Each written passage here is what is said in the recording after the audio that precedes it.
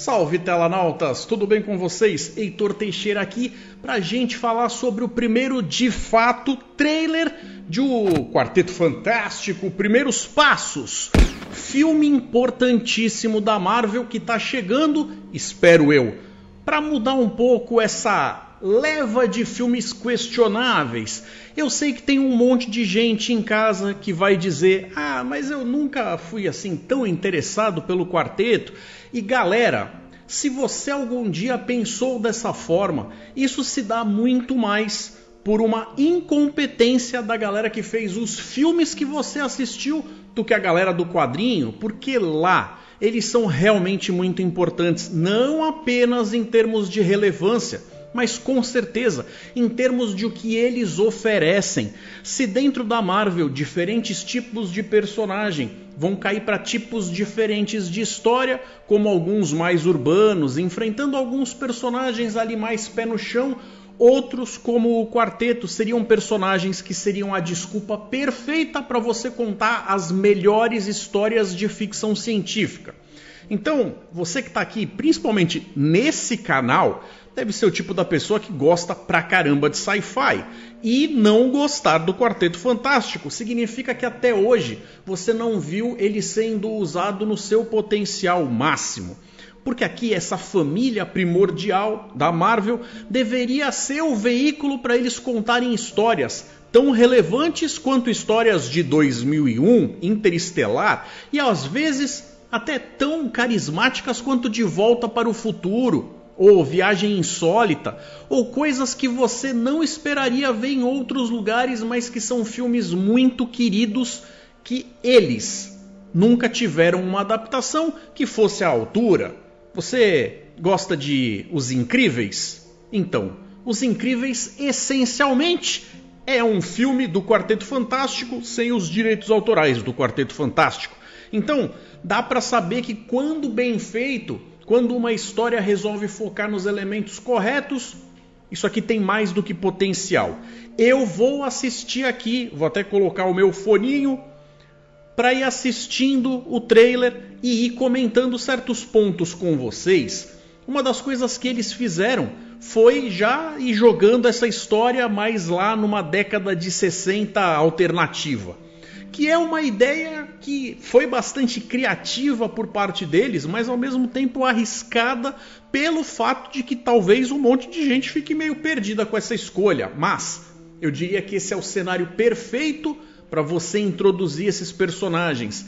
Então aqui no trailer a gente vai ver que logo no começo isso daí está sendo colocado como sendo uma parte da história sem necessariamente ser a história de origem. Eles colocam a história desses personagens que um monte de gente ao longo da nossa história, da vida real, se perguntou: mas espera aí, eles são essencialmente tão parecidos em termos estilísticos e de poderes e até de aparência nos próprios X-Men, sendo que eles são considerados como celebridades e os X-Men são caçados por serem mutantes. Aonde é que está a linha que divide essa galera? Isso também é explorado nos quadrinhos e acaba sendo colocado como simplesmente o fato de que a galera do Quarteto Fantástico tem um marketing melhor. Ou seja, eles conseguem vender, fazer uma propaganda de que eles de fato estão lá para ajudar. Sendo que a galera dos X-Men acaba não tendo essa coisa de relações públicas, fazendo com que a imagem de que eles seriam pessoas imperfeitas, ou de repente com mutações que causam problemas sérios, tanto físicos, visuais como comportamentais, acabam tornando eles pessoas a serem temidas. E é a partir daí que a gente vê toda a rusga lá entre a galera dos mocinhos, liderados pelo Xavier, e a outra patota, liderada pelo Magneto. Mas aqui a gente vai estar seguindo outra história. A gente vai estar vendo como é que um acidente pode fazer dessas pessoas, que agora têm características ampliadas, possam ser vistas como celebridades heróicas. Você vê ali tanto o formato do foguete, que lembra muito alguma coisa do sci-fi retratado nessa época, que quando eu era garoto, acabava me parecendo o tipo de coisa que eu olhava e falava: nossa, como esse pessoal era ingênuo. A gente acaba vendo hoje em dia certas coisas, até da própria SpaceX, fazendo aquilo que foguetes do sci-fi da década de 50 fazia, de pousar em pezinho e tal. E essa estética aqui, ela traz algo que está extremamente cabível dentro da época que eles estão propondo a coisa. E a gente acaba aqui vendo inclusive o próprio Coisa fazendo numa atitude simples do dia a dia algo para melhorar a imagem do quarteto junto com o público, no caso aqui a molecada. Então até aqui a gente vê que de fato eles foram abraçados pela cultura americana como sendo pessoas que vêm para salvar eles de N situações. Que situações são essas? Até então a gente não sabe. Mas, sendo que essa aqui não é uma história de origem, a gente imagina que eles já tenham passado por várias coisas. Agora, é interessante o que eles vão fazer dentro dessa história, porque automaticamente essas pessoas que se tornam ícones de salvação acabam se tornando também depósitos de muita esperança e cobrança. Então eles são apresentados ali e a gente volta a ver um pouquinho do dia a dia deles. Aqui a gente vai ter um pouquinho dessa interação e as coisas que a gente já tem meio que como pré-concebidas de alguns dos personagens, dos seus comportamentos, a gente vê que eles estão dando uma pincelada aqui, ainda que uma ou outra coisa vá exatamente para o mesmo lugar que a gente esperava, só que com base na subversão. Ou seja, a gente viu ali a cena que a gente já tinha visto no outro teaser anterior, que era mais curtinho e trazia até menos informação, do Coisa interagindo com o robozinho e tal, mas aqui a gente vê o Johnny Storm, que normalmente é visto como o porra louca, como aquele que não segue regras e tudo mais, de repente é o mais rebelde, justamente fazendo a cobrança para os outros da família de, olha, vocês estão atrasados. Mostrando que ele tem esse lado que está sendo colocado nos trilhos, como se de repente ele fosse ali uma pessoa que está fazendo as coisas seguindo as regras que foram impostas pelos outros. Mas ele faz isso de um jeito que é compatível justamente com o sarcasmo dele. E aí a gente tem a notícia de que a Sue Storm está grávida. Ou seja, é uma coisa que já mexe um pouquinho com alguns pensamentos que eu tenho em relação a várias histórias de adaptação de quadrinhos, de coisas que nas histórias, nas páginas dos quadrinhos, levaram décadas. Algumas nem tanto, mas algumas sim, décadas, para que aquela história, aquele arco narrativo fosse introduzido. O que seria meio que o caso ali do Venom, que eu acho que nos filmes do Sam Raimi entrou cedo demais. Mas aqui, para que ela tivesse grávida do Franklin, isso levaria um bocado de tempo nas HQs. E aqui eles estão colocando no primeiro filme, até porque não é um filme de origem. Nessa história aqui, eles já são o quarteto há algum tempo. Mas essa criança ainda não é nascida. Então ela vai sim afetar a história de alguma forma. O fato dela estar grávida com certeza vai fazer com que algumas preocupações surjam, algumas coisas que vão impedir ela de fazer o esforço máximo que ela devia sem estar correndo algum tipo de risco, o que com certeza em algum momento do filme vai acabar se tornando um algo a mais para ser pensado. Mas o fato da criança não estar presente, pelo menos não logo no começo, faz com que eles tenham um pouco mais de liberdade de contar histórias que se pareceriam com os arcos mais anteriores, mais antigos e mais primordiais do quarteto nas HQs. Posso falar? Joseph Quinn parece ser sim um baita ator, fez sucesso lá no Stranger Things, mas não é que eu esteja dizendo que ele não vai fazer um bom trabalho como o Johnny Storm. Não é como se ele não fosse um bom tocha humana, mas olha pra cara dele. Sabe quem eu acho que eles deveriam, a Marvel deveria ter reservado esse ator para interpretar? Um jovem Tony Stark. Se vocês acham que eu tô errado, comentem aqui, me xinguem, mas eu quero saber a opinião de vocês. Eles estão tentando vender a imagem de que o carinho que esses dois têm, tanto o Reed Richards quanto a Sue Storm, tem uma pegada ali que tá me convencendo um pouco mais de que tem um calor na relação. Sendo que outros personagens, outros casais de encarnações anteriores, de adaptações anteriores, não conseguiram fazer isso nesse nível que aquela meia cena ali que a gente acabou de ver transmitiu.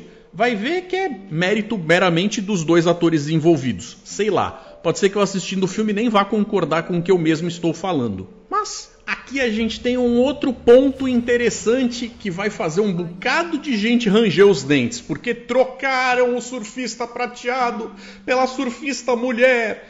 Galera, Primeiro, essa personagem existe nos quadrinhos, sim, e a gente está falando de uma dimensão, de uma realidade alternativa, na qual, se você for pegar a história de origem do Norrin Red, do surfista, você vai ver que ele era diferente do surfista, ele não era prateado antes de se tornar o Arauto do Galactus.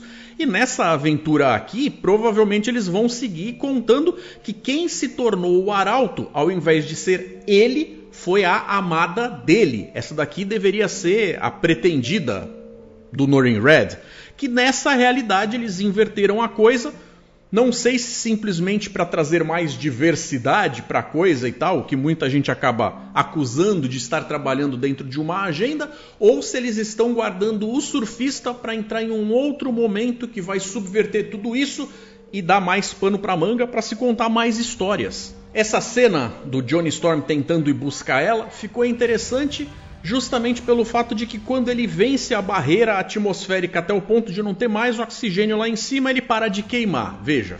Então, pelo menos nisso aqui deu pra ver que eles estão tentando tirar um pouquinho da fantasia e colocar um pouquinho mais de ciência. Se isso vai estar presente no filme todo, aí eu já não sei. Bom, lembra do que eu tinha falado sobre quando você tem uma galera que acaba sendo vista como um ícone de salvação, ao mesmo tempo, num momento de crise, eles acabam sendo os depositários da cobrança de um monte de gente. Nessa cena que a gente vê seguindo aqui, a gente vê que a galera está muito mais preocupada com o que está acontecendo, justamente por causa da cena com a Shia LaBeouf, que acabou de acontecer com a surfista prateada mulher. Eles vão estar sabendo que tem algo grandioso vindo aí que vai ser devastador para o planeta inteiro, não é nem só para os Estados Unidos. Mas essa galera vai pedir para quem explicações? Eles vão apontar o dedo na cara de quem? Justamente de quem aparentemente eram os salvadores de plantão até então. E aí você começa a ter um pouquinho de mudança naquela coisa deles serem celebridades e agora eles passam a ter que responder por coisas que talvez eles nem tenham essa responsabilidade toda. Tenha sido só uma prestação de serviço temporária e a galera tá cobrando muito. Aqui a gente vê também mais um traço da personalidade do Reed, que resolveu não mentir. Quando é perguntado, nós estamos a salvo? Nós estamos tranquilos? Ele fala, eu não sei. Depois de tanta reclamação lá atrás na Fox, quando colocaram o Galactus como sendo uma nuvem espacial lá fora, que foi extremamente frustrante, dessa vez a gente vai ter o Galactus que a gente queria ver. Ela tá, mais uma vez, como no outro trailer, enfatizando o lance de funcionar como uma família, agir como uma família. Até porque dentro do quarteto, esse tema é de fato a coisa mais Velozes e Furiosos. É o jeitão dela de trazer aquele espírito do Toretto, que é realmente essa parada de que todos eles, mesmo sendo super especiais, a princípio são seres humanos, mesmo o Coisa. Então é óbvio que eles têm suas fraquezas, mas juntos eles podem mais. E essa mensagem é super valiosa, principalmente nos dias de hoje, com as coisas que têm acontecido no mundo lá fora. Eu acho que é o tipo de coisa que vale a pena ser batido na tecla sim. Aí a gente começa a ver um pouquinho da demonstração dos poderes.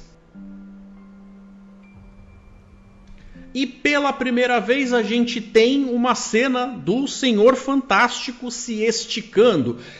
Esse sempre foi um calcanhar de Aquiles em produções anteriores, aonde ficava meio risível, ficava uma coisa ali que de repente eles não conseguiam transmitir tudo o que um personagem desse consegue fazer, e mesmo o outro lado dele, que seria o de maior destaque, que é o lado intelectual, os caras conseguem de vez em quando fazer a gente acreditar que ele não passa de um idiota. E aqui a gente tem ele de fato soltando, nessa press conference, nós vamos proteger vocês. Às vezes a melhor estratégia é acalmar a galera mesmo. Tenho certeza que quando isso acontecer vai ter um bom motivo dentro do filme. E a gente vai terminando aí o trailer com esse negócio desse corinho forte que eles colocaram atrás, que eu acho que é o tipo da coisa que deu uma embalada no ânimo que eu achei classe A. Mas agora, para finalizar o trailer, dá uma olhada.